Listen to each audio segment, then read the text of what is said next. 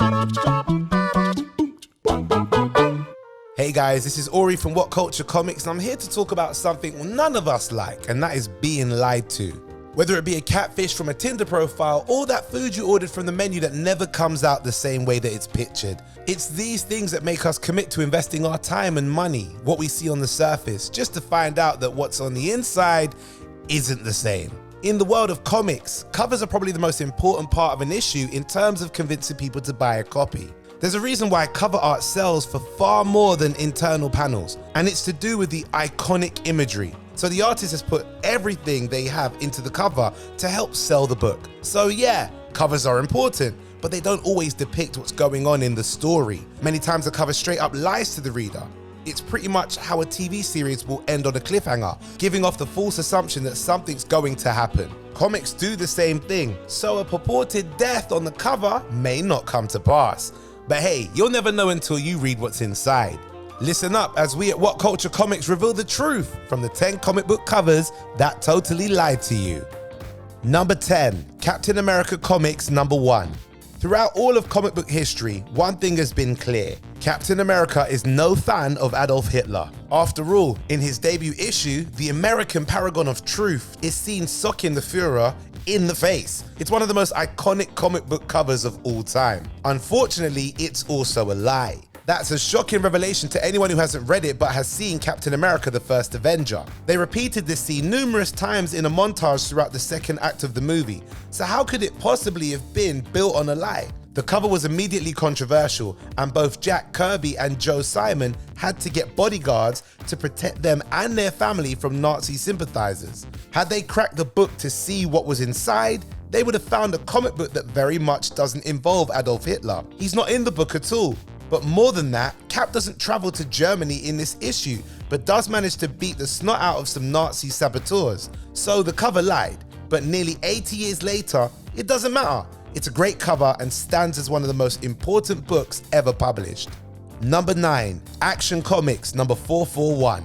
The cover of Action Comics 441 features an image of the Flash running towards Superman with a smile on his face. The Flash is met with the Kryptonian's fist and he goes flying. Anyone seeing this cover would immediately think the story within involved a fight between the Man of Steel and the Flash. Action Comics 441 doesn't fit that description because the book doesn't actually show Superman hitting the Flash. At least not exactly. Weather Wizard lured the pair to his lair and hit Superman with black lightning, which makes Superman kill the person next to him. What the Weather Wizard didn't know was that the two superheroes switched costumes, so they ended up beating Weather Wizard while conning anyone who bought this book, hoping to see Superman fight the Flash. Number 8, Fantastic Four vs. X-Men number 2. Marvel Comics has had some extraordinary teams over the years, and if you had to pick the top 3, the Fantastic Four, Avengers, and the X-Men would all find themselves on the list. Back in 1987, Marvel decided it was time to make 2 of these teams fight one another. That's exactly what happened in the 4-issue miniseries Fantastic Four vs. X-Men, and most of the covers were rather misleading. The conflict arose when Mr. Fantastic opted not to help Kitty Pryde because he believed he lacked the necessary powers to help her in his lab, so the X-Men turned to Dr. Doom. This brought the 2 teams into conflict, and they did fight one another in this issue, but not in the way depicted on the cover. The full cover art includes a smiling Dr. Doom in the background as Wolverine stands over the corpses of Reed Richards and Susan Storm while Franklin cries. Wolverine says, "Your mother's been avenged, okay kid?" In the book, Wolverine doesn't stab and kill Reed Richards. He doesn't explain to Franklin that his mother's death was avenged, and Susan Storm wasn't even in the fight, nor did she die. There's just a whole bag of lies in this one. Number 7, Quasar number 29. You may recall the famous 1991 Vanity Fair cover featuring a naked, pregnant Demi Moore holding her belly. The cover was tasteful and groundbreaking, but it also spawned a ton of copycats. That's exactly what you have with the cover of Quasar 29, but it isn't Demi on the cover. Instead, the cover features a very clothed and shocked-looked Quasar holding his pregnant belly in the same style as Demi Moore. So what was going on behind the cover? The story revolved around her, who was introduced as a counterpart to him, who became Adam Warlock. Her was designed to be his perfect mate, but when she arrived on Earth, she found that Adam Warlock was dead. She quickly left to travel the cosmos, not knowing where to go or what to do. Eventually, she returned to Earth after Warlock was resurrected, but he wasn't interested. Lacking her ideal mate, she turned to other male heroes and impregnated them. Sort of. Instead of becoming pregnant as the cover suggests, the men had cocoons placed on them, making this cover a bit misleading and something that resembles an old Arnold Schwarzenegger film. Points for anyone who can guess in the comments which one. Number 6, Supergirl, number 19.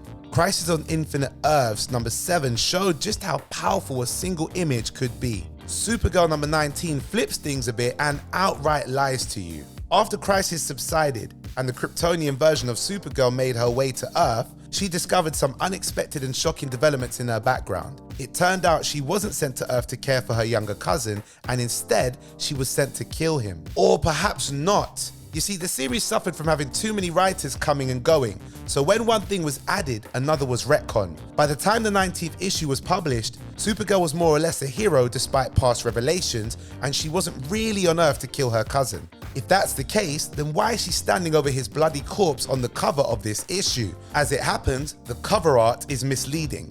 Inside, they meet one another, hug, and fly off together. Number 5, All New X-Men number 20.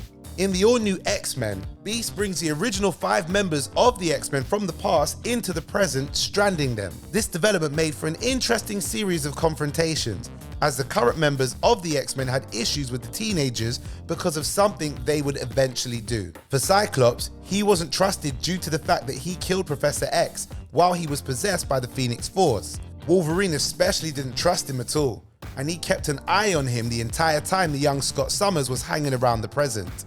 All New X-Men number 20 came along and offered up a cover that doesn't make a lot of sense, given the ongoing animosity between many of the characters. Cyclops had it rough, as more than just Wolverine had a problem with him. So why then is he making out with Laura, otherwise known as the teenage female clone of Wolverine? Not only does it go against both of their personalities to do something like that, but it also clashed with everything that happened in the preceding 19 issues. Open the book, and you'll only find a panel where she gives him a friendly hug when he's feeling especially down. That's it. The cover makes out a romance exists when none does. Number 4, Fantastic Four versus the X-Men, number 3. Continuing the trend of misleading covers, Fantastic Four versus the X-Men number 3 takes a scene and throws it on the cover in what amounts to an absolute lie. As mentioned before, the preceding books established that the X-Men had to turn to Dr. Doom for help in stabilizing Kitty Pryde, whose intangibility had gone a bit wonky. They weren't happy dealing with Doom, but they had no choice after Reed Richards sent them away. The two teams did fight one another, but not in this issue. That happened in the previous book. So already, this cover isn't showing what happens in this comic. The cover features several members of the X-Men wearing Dr. Doom masks while Doom stands in the center. The Thing is dead, as are Johnny Storm, Reed Richards, and Susan Storm.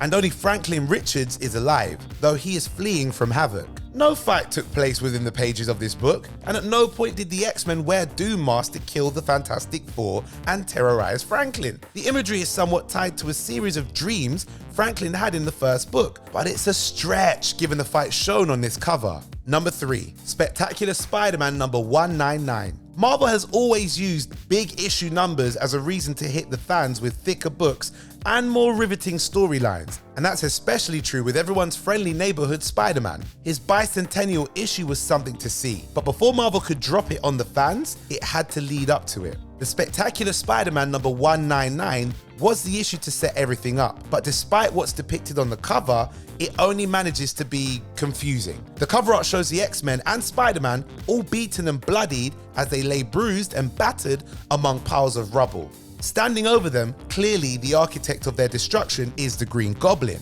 While the cover art is certainly impactful, it doesn't depict anything that happens in the comic. The book does feature a crossover with the original X-Men and Spider-Man, but the plot is resolved about halfway through, and Gobby had nothing to do with it. The latter half of the book sets up the Green Goblin story that would debut in the following issue, but that was next month's Spider-Man problem. It had literally nothing to do with the events of Spectacular Spider-Man 199, making this cover a complete fabrication.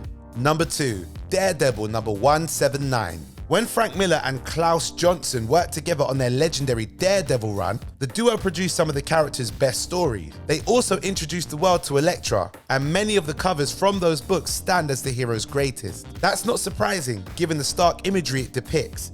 Elektra is holding a sai, and on the end of the sai sits Daredevil's mask. It's torn and tattered with the caption, "Somebody had to win." That's pretty telling, and readers who grabbed this book probably thought Elektra's gonna beat Daredevil. While the two did fight in the book, it didn't play out the way the cover suggested. Daredevil went up against Elektra to try and talk her out of carrying out a hit on, I'm gonna butcher this name, Ben Urich, and their fight was pretty intense. That said, it didn't end with Daredevil's costume being torn in any way. The cover is pretty misleading, and it seems Miller and Johnson were more interested in expressing a symbolic fight than the one that takes place in the pages of the book. And number 1, Fantastic Four number 180. Now, Fantastic Four cover art is often iconic, and from the very beginning, the series covers managed to draw readers in to buy the books. The series is one of the publisher's best and most beloved, but the cover art doesn't always jive with what happens as soon as you open its first page. Fantastic Four number 180 is a perfect example of this problem.